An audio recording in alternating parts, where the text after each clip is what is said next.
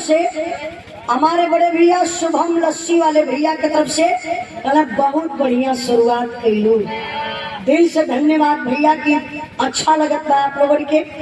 501 रुपए का पुरस्कार बहुत बहुत प्रणाम।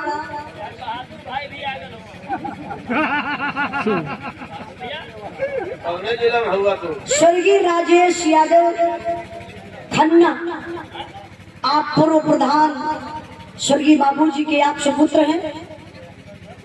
संघर्ष यादव हमारे बड़े भैया जी की तरफ से सुंदर पुष्पहार और 500 रुपए का पुरस्कार बहुत बहुत काम आशीर्वाद का चाह रही। लेला लेला वो लेला वीर बहादुर भैया के जरा के लिए हुआ। अरे समझ में नहीं आ रहा है प्रमुख जी क्या करेंगे, नोट को जला के लाएंगे। कोई बात नहीं रामविलास भैया बैठ जाइए। हाँ बहुत अच्छा, क्या बात गिरिए के मन नहीं तो दिक्कत बढ़ जाएगी उजाला यादव को। थोड़ा सा आइए देखिए एक लाई दादा लोग और गाँव चला क्या गाँव अच्छा सा कहाँ दादा लोग जवन मजा आम के चटनिया तम सोवनिया में नाही।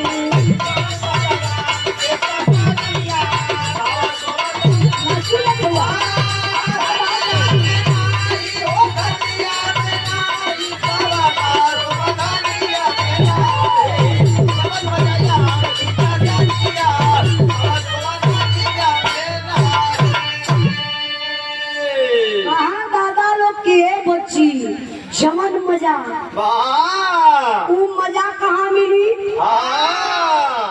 आसाराम के मठ में मिली।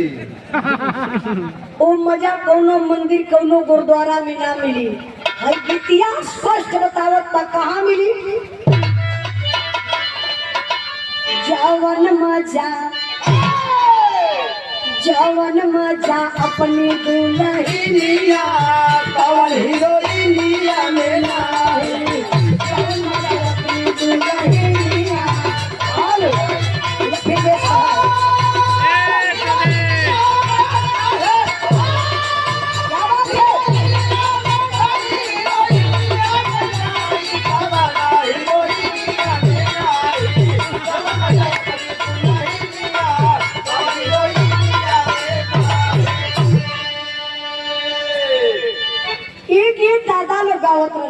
लेकिन यही में हमार वंदना बा ई बिटिया माई पीड़ा वाली से फरियाद के लिए बा का हो।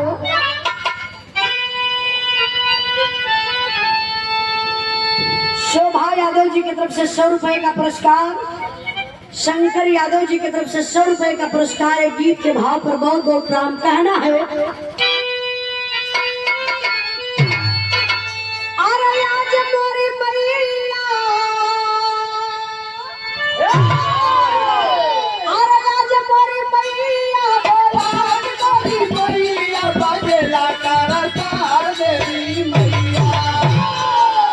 तोहरे भरोसे पूरा साल हो गया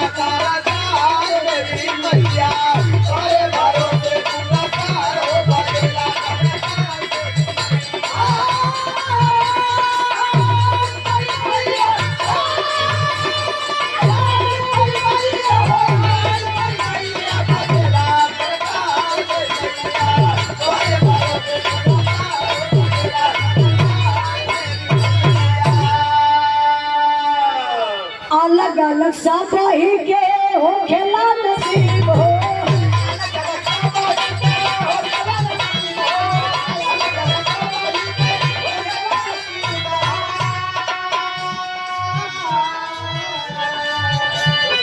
हमारा के राख ले बोला बना गरीब होगी भैया महफिल सजेला बेमिसाल हो बदला करता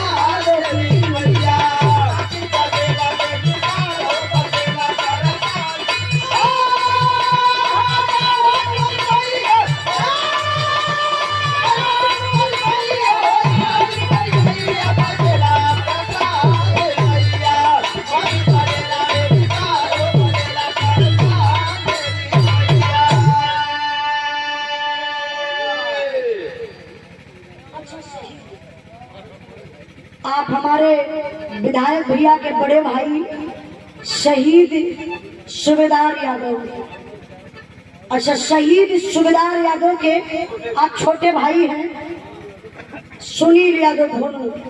आप बड़े भैया जी की तरफ से सुंदर पुष्पहार और एक शानदार गमछा 501 रुपए का पुरस्कार देकर के सम्मान किए। आपके चरणों में बहुत बहुत प्रणाम, आशीर्वाद बचा रही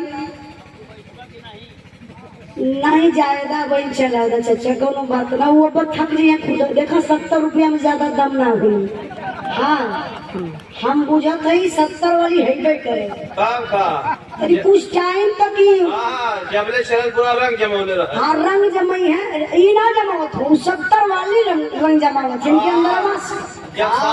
जब साथ छोड़ के हाथ धई नहीं रास्ता करो कि देखा वो बाल इतना मारा थे कि हिलत हो खड़े खड़े। अब स्थान चाहत हो बचल होते एक मार लेता है तराम हो जाता का सवेरे के लिए घर पहुंच जाता। आई हमरे बंदना के आखिरी लाइन बा कहना बा का मास्टर साहब। अरे